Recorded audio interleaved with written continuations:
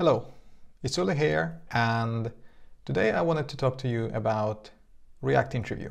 Particularly, this React interview was the one I participated at least twice in my life here in Stockholm, and I think some of you might find it interesting. I will try to give you my thoughts about what is the goal of the questions asked, and also will try to summarize the whole interview at the end. So let's get started. So first of all, we need some kind of environment, and Stack Blitz is one of the possible environments where the interview could be conducted, but also it could be just Visual Studio Code that you might share with the interviewer or whatever the redactor of your choice. But in this case, I decided to use this Stack Blitz.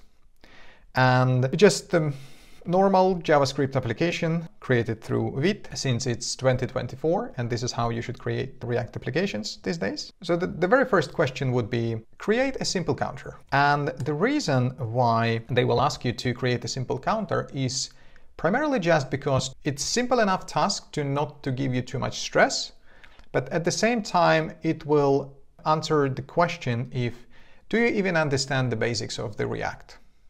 Can you use React hooks? Do you understand like roughly what's happening? So let's create one and then see what kind of follow-up questions can be asked here. So let's take, we say we're gonna do like const counter count, set count, and then we'll be use state starting from 0, and then we're gonna return some button, and we're gonna visualize, we're gonna say clicked count times. We assume this is what interviewer kind of says, just create a counter with a simple button that shows how many times you click that button. That's easy. So we have that, and then let's refresh the page. And why we don't see anything. Hello. So that is something that could happen in an interview, like you just want to show a simple counter and then nothing appears on the screen. So you're like, what the hell is going on? Yeah. And this is literally what could happen on your interview. It's unprepared, unscripted. I genuinely didn't expect that the button would not show up, even though I see no reason why the button should not show up. But now it has appeared, so we just continue. So we have this button. There is no necessity to put it inside the div. And then when we click it, nothing happens because, of course, we do not really change the state. So then we do on click set count. And then we do, let's say we do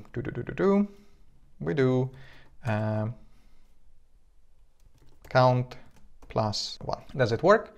Yes. So perfect. As I say, it's super straightforward, but during the interview, you could be then asked questions. For example, is there any problem that we call set count function just like that? And there could be a problem. And it could be a problem if we're gonna call set count several times. For example, if we do like that, then we would expect it to be incremented by 2 on every click, but in reality, it will increment only by 1. And the interviewer would then ask the reason why that happens, because I kind of brought it up myself. That could be like an issue with the set count. And then I would answer that, okay, that's because set count causes rendering of the component, and then calling it twice basically will schedule them both into the same rendering kind of cycle. Basically, those two changes, they will start from the same count. So let's say count is, let's say we start from 0. Can we start from 0? Yes. So now the count is 0. So if I would click, this one will do 0 plus 1. This one will do 0 plus 1. Those two changes, they will be scheduled to be performed at once, and then we effectively increment it only by 1. So only the last set count actually kind of matters. So instead, what we might do, of course, is to use set count, and then we do like pref value plus 1. And this way, there is not going to be an issue. So we can basically demonstrate that like this. So now we increment by 2. Another follow-up question we can be asked, like, is it okay to create functions in line? Do we want to create them somewhere else? Back in the days when I had this interview, there were class components were still a popular thing. So there would be a bunch of extra questions about binding this for the class component and stuff like that. But most of the code is usually written through functional components. So that should not be, binding of this should not be a problem for you to concern. But people could ask you something. Do you know about class components? Do you know what happens if you would write the class components? And like, it depends, because sometimes interviewers, maybe because they kind of experienced something in the past and they want for some reason to see if their candidate also experienced that in the past. So, but this first thing is done. We have a counter as it was requested by the interviewer. It increments the count by 1, perfect. And then interviewer would, in this type of interview, I would have been asked that, okay, what if I want to change the appearance of this button? Let's say they bring you to the company website, the company you are interviewing for.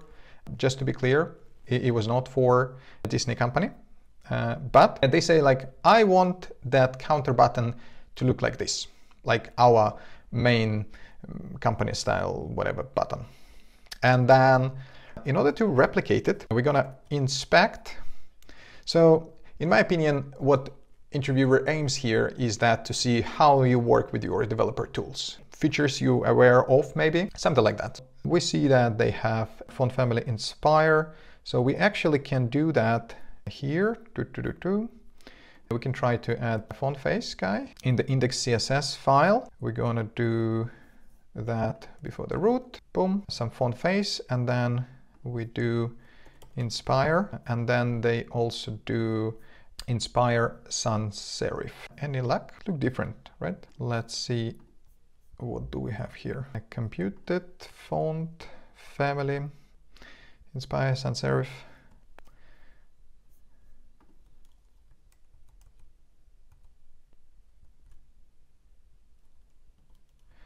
Let's see if it looks any different. No, it's Inspire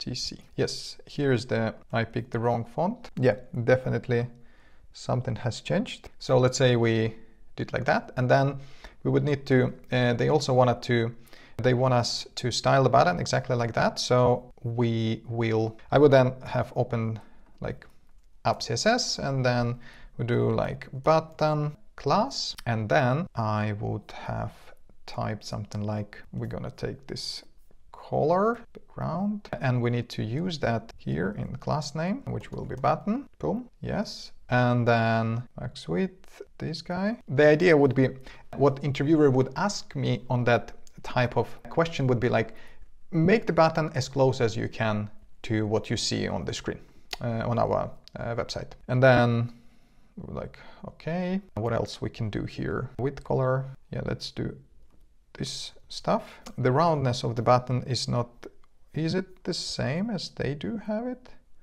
They do also this. Just throw all the styles. I see. Nice. And then also another font size, line height. Boop. Okay, looks pretty similar. So the question is that the interviewer will stop me at some point here. They will be paying close attention to what type of styles you picked, for example. Also, they might ask you questions. For example, why should you use a button or a tag type of component? And what would be the difference? And potential answer is to talk about accessibility, that with the button comes different accessibility kind of use cases. And that's something you can basically discuss and take into consideration. Why would you pick button over a element or other way around? But then also, like, this is not how their button looks like. So then what we will do is to force different element states, and then we will force a hover effect, and then we need to find what has changed. And on hover we do this. So then here we would do a button hover. Let's see, yes, something similar going on. And then also we're gonna see what happens on active. This guy. So it kind of releases from that active state. So if we find that active state again, where was it? Here. we see that from animation that they change the opacity and transform. And this is exactly what happens here. They scale and change opacity on button being active. So we do then button active, and then let's see, it has then the desired effect. We also see here that our button has an outline that they don't have. So we could do outline, I think it's called. No, maybe it's not outline. Actually, we just copied all the styles from there. So it could be expected, because in full honesty, I once passed this interview, but the second time I had a similar interview, I kind of failed. So one reason why that could have happened, I mean, there could be multiple reasons why the interview failed, but one of the reasons that might have happened was the fact that, let's say, I just thrown in lots of styles, trying to just copy the style of the button without maybe explaining why we need them or what they give, and kind of going without details. But so you never know there, but I guess it's important to maybe in this type of question to demonstrate that you know how to use your developer tools. And I think we did so far. And the final part then would be on this interview, we would be asked, because what is the next common thing that we do all the time when we develop applications? We get some data. We need to get some data. And they would say, hey, we have this Star Wars API. Why don't you fetch some data and we do something with the data? So let's do that. So in order to fetch some data, let's grab the URL. So how will we fetch some data? Of course, you can talk about how you would use React query or some similar library, but for now we just do we want just to fetch some data. So let's say we do some data, set data, and then it will be use state that will be null. And then I don't really know what the API returns. So how I would test it, I would do a useEffect, and then here will be a great conversation about if I use useEffect, what kind of dependency array should I provide? In this case, I will use an empty dependency array, meaning that I'm sort of aiming to only fetch data on mount. And then what we're going to do is that we will do fetch, and fetch API you must know, because this is the underlying mechanism of all data requests. So you must know that guy. So we pass the URL here, and I think it will get, since it will make a get requests by default, we then gonna do, first we potentially will get some data. No, first of all, we get some response, and we need to convert that response to JSON if that response was successful. So let's start somewhere, because I don't often use, let's do something like console log data, just to see what happens. And then catch error, we will do console error, and then error. Yes, nice.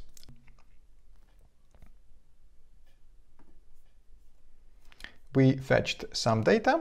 Again, let's explore. Whoops, wrong tab. We press save, and then we got some response. And then in that response, we have a body, which is a function, which is a synchronous function. And we can also have a status. We can check a status 200, but let's say we don't care about that status. So what we do is that we will do then data body, which is it a function? I think so. And then it will be body, and we're going to see what comes out of the body. Oops.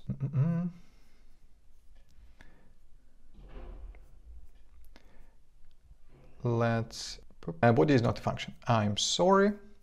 Body was not a function. That's okay. On interview, you can be nervous and you can make mistakes. That's perfectly fine. And the question is, can you recover from your mistakes? So let's see what body returns. It's readable string. Okay. We need JSON, which is a function. That is a promise.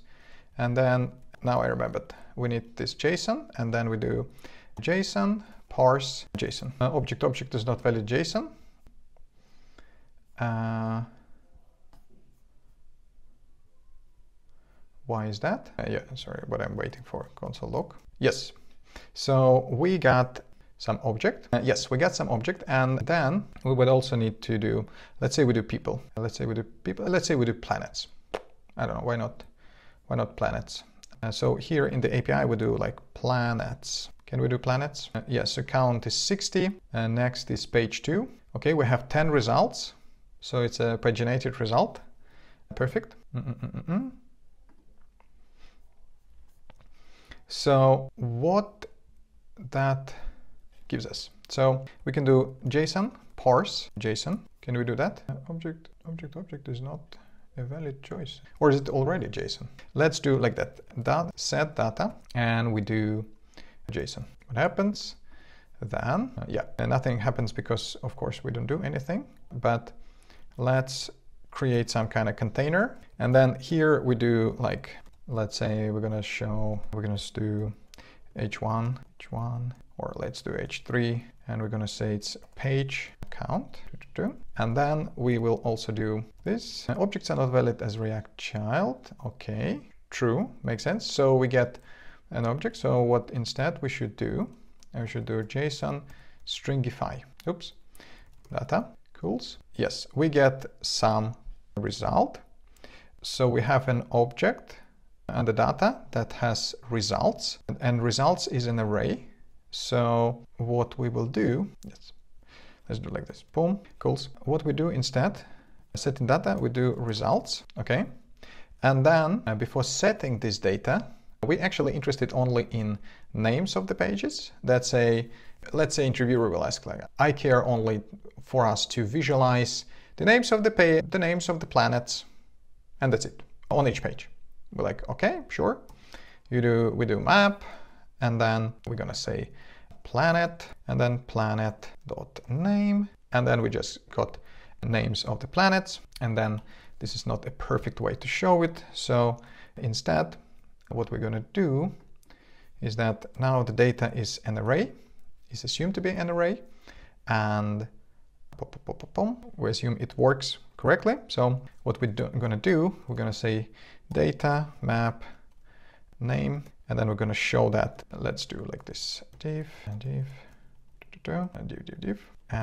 we're gonna do div, and then key name. Sorry, we assume that this is opportunity to talk about keys and why React need them. So, which I'm not gonna go into details, but yeah, we got the names of the planets. Cool. Let's say the interviewer then asks, I want those planets to be also uppercased, and then we will create a class for them, gonna do planets, and then we do planets, and then we say, similar to the button, we're gonna do what? We're gonna do text transform uppercase. And we got them in uppercase. And now they say, hey, I want that every time we click a counter, we fetch a corresponding page. Cool. And then we know that we need to change our useEffect in order to take the count into account. So we will modify our query, planets. Then we know that we can pass count, of course, with the $sign. And nothing happens. So nothing, of course, happens because we passing count into the wrong place. So instead, we need to do a query. How was it? What did they say? No, it was somewhere else. It was written. I think I've seen it like page equal $sign count. Yes. So we're gonna refresh the page so that we start from. So there is no page 0. Okay, let's adjust that to start our counter from 1. So we have page 1, boom, 10 planets, and then page 2, we got another planets, page 3, etc.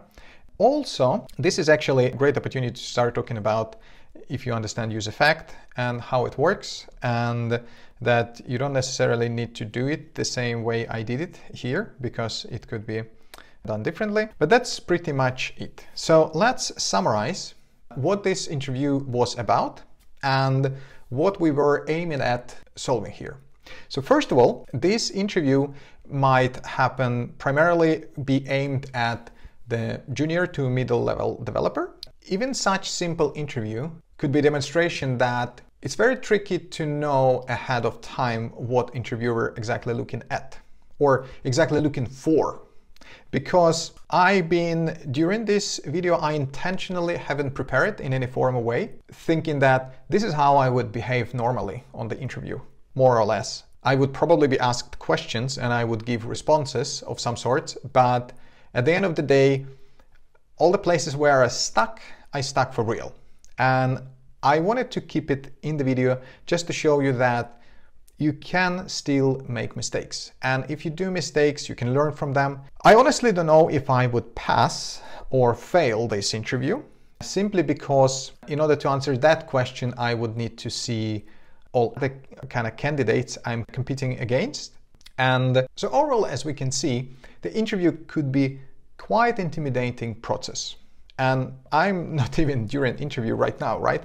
I am in my comfortable zone. So the only kind of anxiety I get is from the camera facing me. So I guess it's vaguely substitutes the judging person on the other end.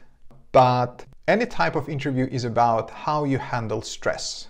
Can you continue to work under the stress? And ideally, if it's a good interview and a good company for which you really, really want to work for, they would try to minimize the amount of stress for you as much as possible. Because here, even though this amount of code is like, it's so trivial, but the nuance here is that in reality, most of us on daily basis kind of solves trivial problems. We convert requirements from our managers into a code that will ultimately satisfy our users.